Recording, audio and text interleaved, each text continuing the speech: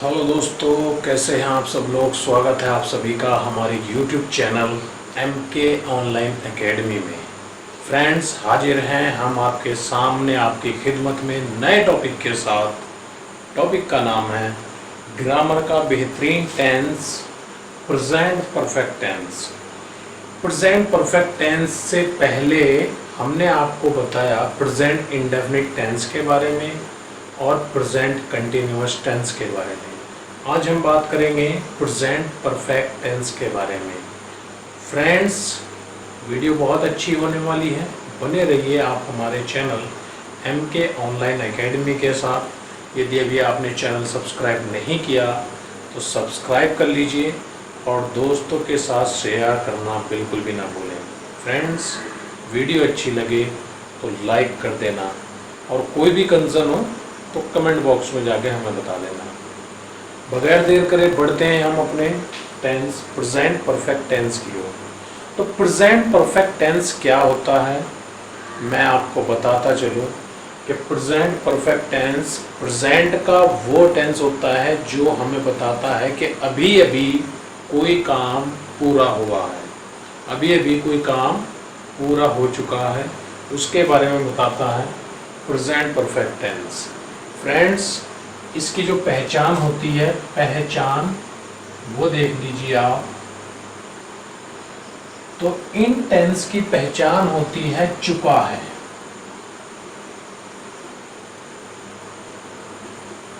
चुकी है,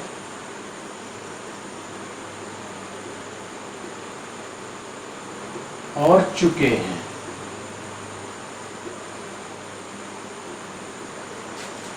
या है,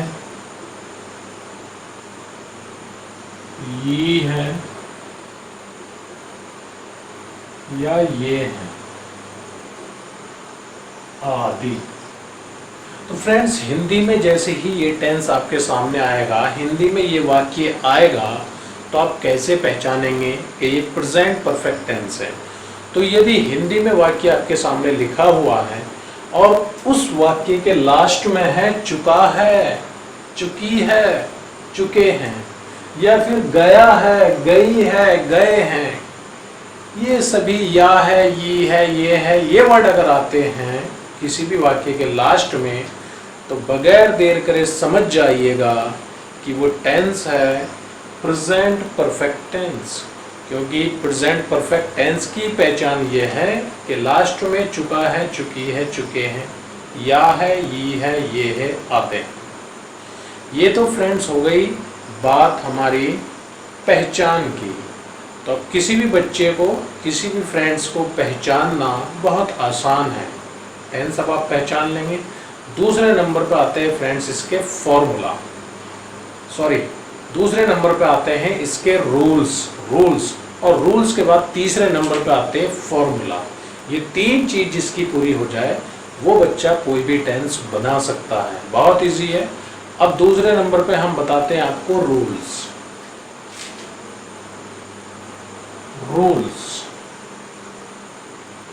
रूल्स नंबर वन होगा फ्रेंड्स अफर्मेटिव वाक्य के लिए। तो अफर्मेटिव वाक्य अगर है, अफर्मेटिव वाक्य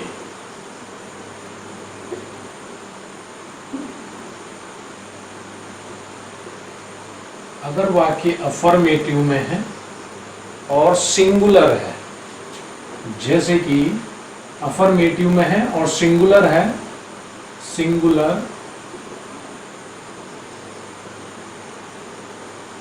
तो फ्रेंड्स हम हैज का प्रयोग करेंगे और प्लस वर्ब की थर्ड फॉर्म लगाएंगे। ये रूल नंबर वन अफर्मेटिव के लिए है। अफर्मेटिव वाक्य अगर सिंगुलर है तो हैज का प्रयोग करेंगे और हैज के साथ वर्ब की थर्ड फॉर्म लगाएंगे। और यदि वाक्य प्लूरल है,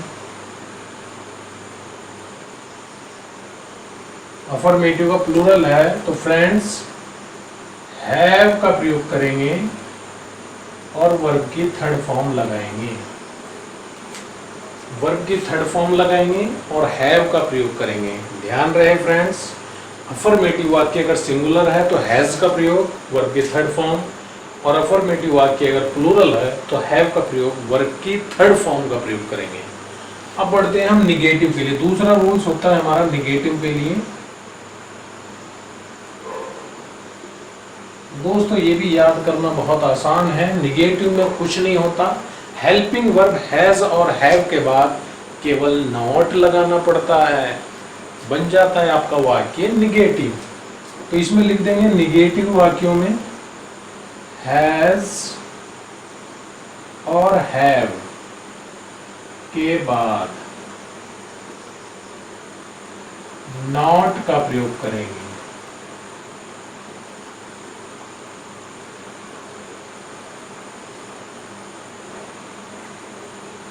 आई होप आपको याद हो गया होगा। रूल नंबर 2 निगेटिव वाक्यों के लिए हैज और हैव के बाद नॉट का प्रयोग करेंगे। हैज और हैव के बाद नॉट का प्रयोग, यानी कि हैज और हैव के बाद नॉट का प्रयोग होगा और वर्ब से पहले होगा।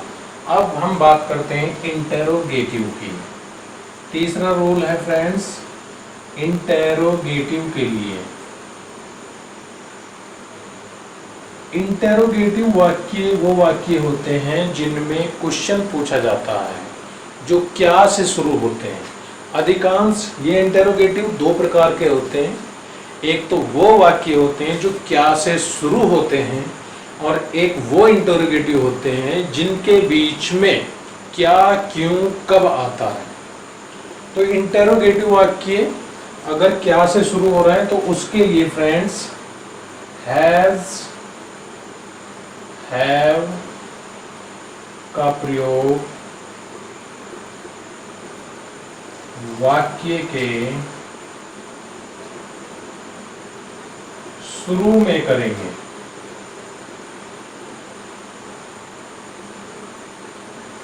हैज और हैव का प्रयोग वाक्य के शुरू में करेंगे यदि आपका इंटेरोगेटिव वाक्य है।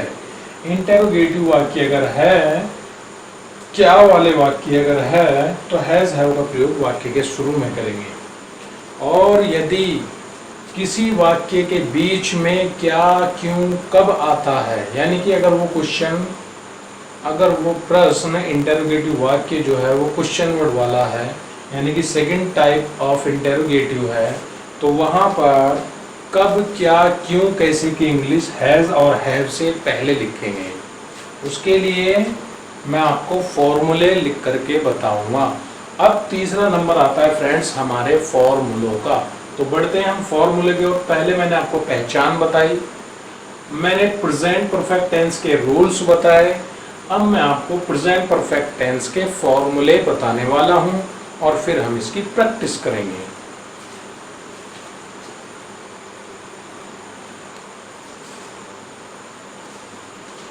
तो फ्रेंड्स थर्ड वंस है हमारा फॉर्मूला। तीसरी चीज हम सीखेंगे फॉर्मूला बनाना। पहले मैंने आपको प्रेजेंट परफेक्ट टेंस के बारे में पहचान बताई, फिर हमने इनके रूल्स एक्सप्लेन किए। अब हम आपको बताने वाले हैं कि इनके फॉर्मूले कैसे बनेंगे। मेन होता है फॉर्मूला, यदि प्रत्येक स्टूडेंट को किसी भी सेंटेंस का फॉर्मूला आता है, टेंस का फॉर्मूला आता है, तो वो कोई भी सेंटेंस बच्चा बना सकता है। तो सबसे पहले बात करते हैं हम प्रेजेंट परफेक्ट टेंस के अफर्मेटिव के फॉर्मूले की। तो फ्रेंड्स अफर्मेटिव वाक्य जैसे कि मैंने आपको पहले ही बताया दो प्रकार के होते हैं। एक तो वो जो सिंगुलर यूज हो, जिसमें सिंगुलर सब्जेक्ट हो, और एक वो जिनमें प्लूरल सब्जेक्ट हो। तो फ्रेंड्स सिंगुलर अगर सब्जेक्ट है तो उसमें हैज का प्रयोग करेंगे, और प्लूरल अगर सब्जेक्ट है तो उसमें हैव का प्रयोग करेंगे, और आई के साथ हमेशा हैव का ही प्रयोग करना है। ये बातें आप मेरी नोट कर लीजिए। अगर सब्जेक्ट सिंगुलर है तो आप हैज का प्रयोग करेंगे, अगर सब्जेक्ट आपका प्लूरल है तो आप हैव का प्रयोग करेंगे, और यदि सब्जेक्ट आई है तो आप उसके साथ हैव लगाएंगे। फॉर्मूला बना देता हूँ। फॉर्मूले में सबसे पहले लिखेंगे सब्जेक्ट। सब्जेक्ट आपका चाहे सिंगुलर हो या प्लूरल, सब्जेक्ट वो होता है फ्रेंड जिसके बारे में हम बात करते हैं वाक्य में। तो पहले सब्जेक्ट लेंगे, फिर हैज या हैव लेंगे, या तो आप हैज लेंगे या हैव, दोनों में से एक चीज लेंगे। किसके अकॉर्डिंग लेंगे? सब्जेक्ट की। अगर सब्जेक्ट सिंगुलर है तो हैज, सब्जेक्ट आपका प्लूरल है तो हैव, और सब्जेक्ट आपका आई है तो भी है। प्लूरल सब्जेक्ट कौन कौन से होते हैं? यू होता है, दे होता है, वी होता है, ये सभी हमारे प्लूरल सब्जेक्ट हैं। और सिंगुलर सब्जेक्ट कौन कौन से हैं? ही, शी, इट या मोहन या सीमा, ये हमारे सिंगुलर सब्जेक्ट हैं। इनके साथ हम हैज का प्रयोग करेंगे। फ्रेंड्स, प्रेजेंट परफेक्ट टेंस में हैज और हैव के साथ हमेशा वर्ब की थर्ड फॉर्म का इस्तेमाल करेंगे।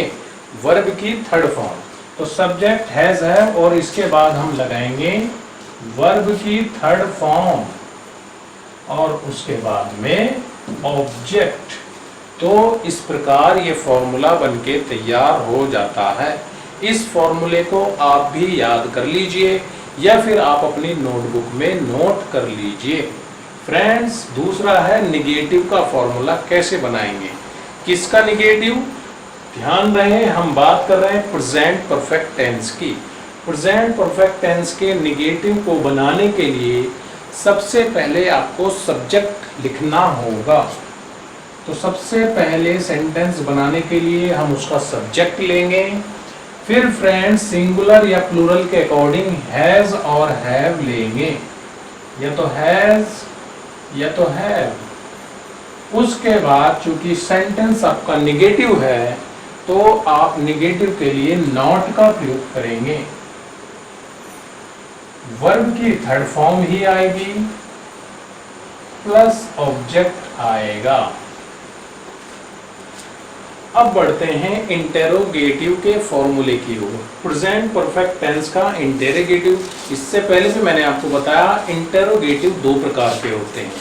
पहले हम उन इंटेरोगेटिव की बात कर रहे हैं जिनमें शुरू में क्या आता है, जिनमें शुरू में क्या आता है। इंटेरोगेटिव बनाने के लिए सबसे पहले हम हैज या हैव में से कोई सा एक लेंगे, फिर सब्जेक्ट लेंगे, फिर वर्ब की थर्ड फॉर्म लेंगे, फिर हम ऑब्जेक्ट लेंगे। इस प्रकार बनके तैयार हो जाता है आपका इंटेरोगेटिव वाक्य। यदि इंटेरोगेटिव वाक्य आपका सेकंड टाइप वाला है, यानी कि क्वेश्चन वर्ड वाला है, वो वाक्य जिसमें सेंटेंस के बीच में कब, क्या, क्यों, कैसे आदि शब्द आते हैं, उनको हम बोलते हैं क्वेश्चन वर्ड। तो सबसे पहले क्वेश्चन वर्ड लेंगे, यानी कि कब, क्यों, कैसे की इंग्लिश लेंगे। फिर हम हैज या हैव में से कोई सा एक लेंगे, फिर हम सब्जेक्ट लेंगे, फिर हम वर्ब की थर्ड फॉर्म लेंगे एंड देन ऑब्जेक्ट लेंगे। इस प्रकार हमारा बन जाता है इंटेरोगेटिव का क्वेश्चन वर्ड वाला formula.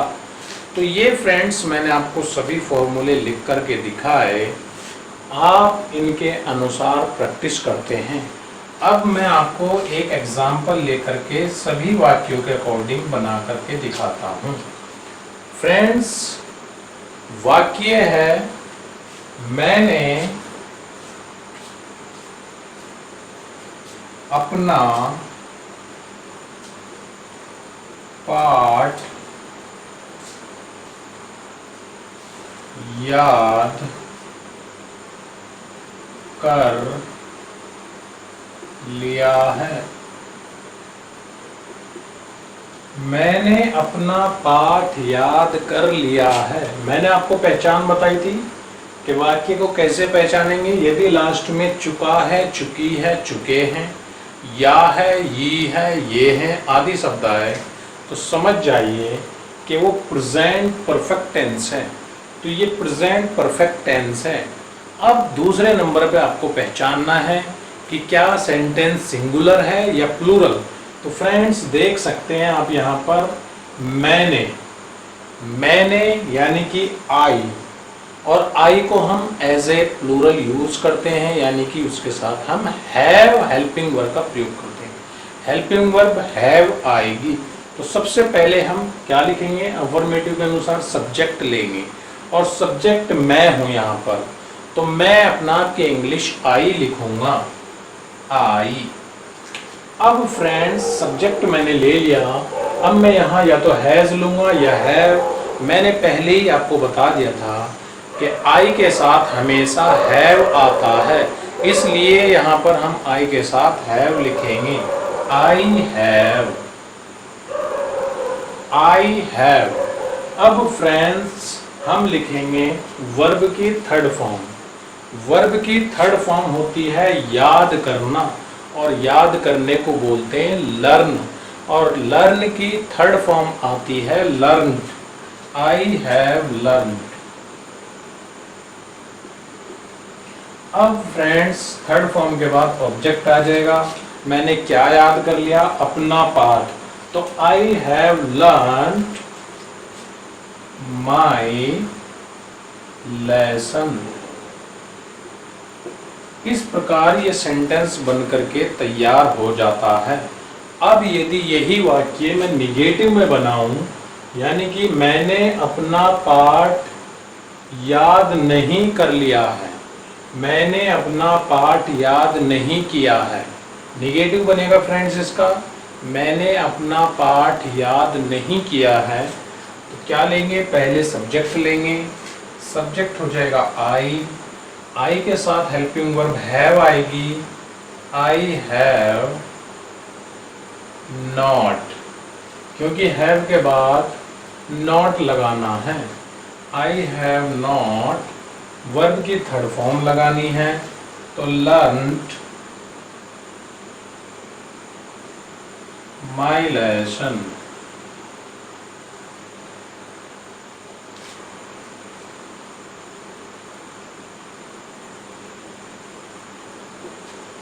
I have not learned my lesson। अब इसी का हम इंटेरोगेटिव बना देते हैं। इंटेरोगेटिव में हैज़ या हैव शुरू में आता है। पहले हिंदी में समझ लेते हैं कि क्या कैसे बनेगा। क्या मैंने अपना पाठ याद कर लिया है, क्या मैंने अपना पाठ याद कर लिया है, तो क्या की इंग्लिश पहले आएगी, यानी कि या तो हैज़ या हैव। सेंटेंस में हैव है तो हैव शुरू में आएगा। उसके बाद फ्रेंड्स हम सब्जेक्ट लेंगे हैव आई, हैव आई। उसके बाद हम वर्ब की थर्ड फॉर्म लेंगे, लर्न्ड आ जाएगा, L-E-A-R-N-T, लर्न्ड, और बाकी object have I learned my lesson, question word लगा देंगे। फ्रेंड्स इस प्रकार आप देख सकते हैं फॉर्मूलों के अकॉर्डिंग सेंटेंस बनाना बहुत आसान हो जाता है। एक और सेंटेंस ले लेते हैं।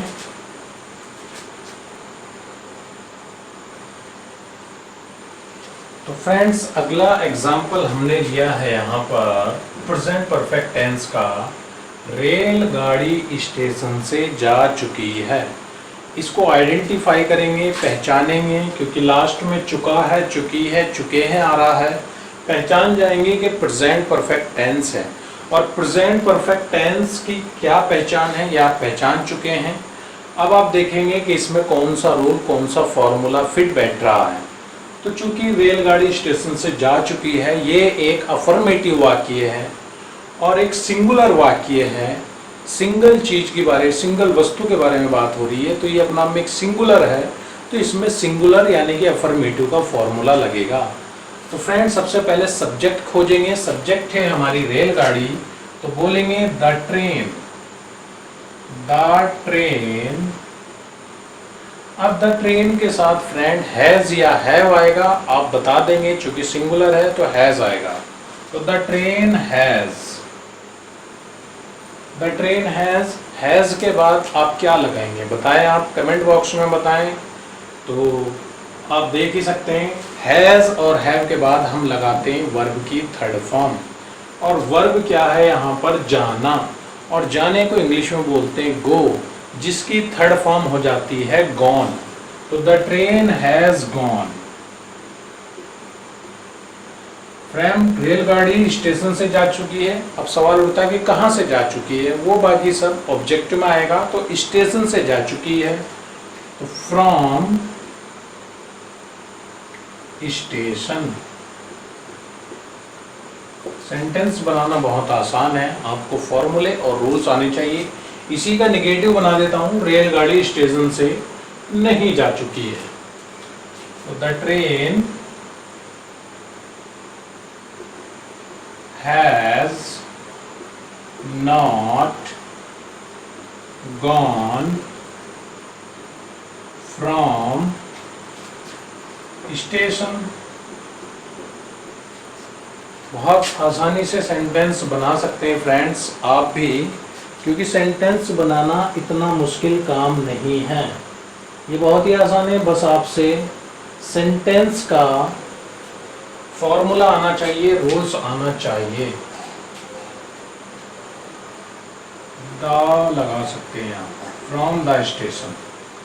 अब बढ़ते हैं इसके इंटेरोगेटिव सेंटेंस की ओर। इसका इंटेरोगेटिव क्या बनेगा फ्रेंड्स? क्या रेलगाड़ी स्टेशन से जा चुकी है? तो हैज स्टार्टिंग में आ जाएगा, हैज द ट्रेन, वर्ब की third form, has the train gone from the station. और लास्ट में लगा देंगे मार्क ऑफ क्वेश्चन।